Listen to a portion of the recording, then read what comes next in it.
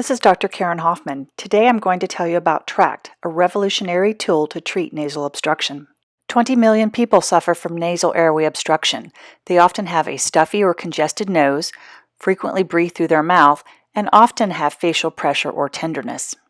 This is most often due to a structural abnormality, but inflammation and swelling of the nasal passages are worsened by chronic infection and allergies.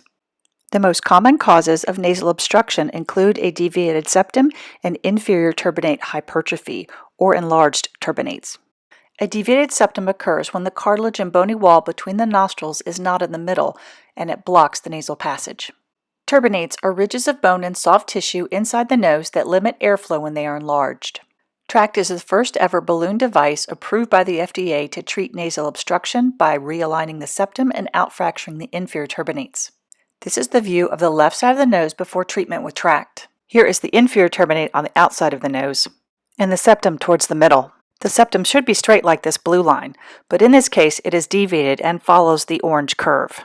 This deviation is so severe that part of it cannot be seen behind the inferior turbinate. Now we insert the Tract balloon into the nose, inflate it, and leave it for 2 minutes. It pushes the septum over and compresses the inferior turbinates.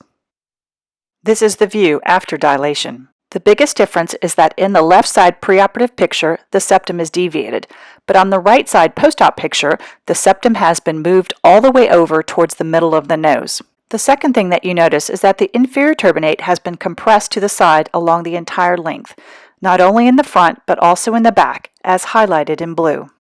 As illustrated by the blue box, before the procedure you cannot see into the sinuses, but in the post-op picture on the right, you can see where the sinuses drain because the septum has been moved over and the inferior turbinate has been moved to the side.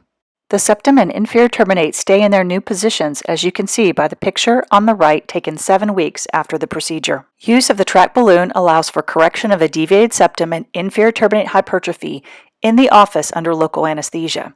This minimally invasive procedure requires less tissue removal than conventional septoplasty, allowing for a quicker recovery and less bleeding. It may be done as a standalone procedure or combined with balloon sinuplasty, functional endoscopic sinus surgery, or balloon dilation of the eustachian tubes. Moderate discomfort is expected as the balloon is inflated.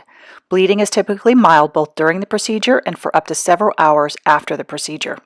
A perforation or hole in the septum can occur with any nasal surgery, but it occurs much less often when cartilage or bone is not removed from the septum. Any numbness of the upper lip and teeth is usually temporary but could be permanent. As with any nasal procedure, it is possible to get some recurrence of the deviation. While it is rare to require any additional procedures, you don't burn any bridges with this minimally invasive procedure, and any remaining areas of obstruction can be addressed in the OR if needed. As a disclaimer, I am a consultant for Acclarent, the Johnson & Johnson company that makes Tract. I do not get paid for using Tract. I get paid for my time in teaching other surgeons how to use Tract. Thank you for your attention. We are happy to answer any further questions that you may have.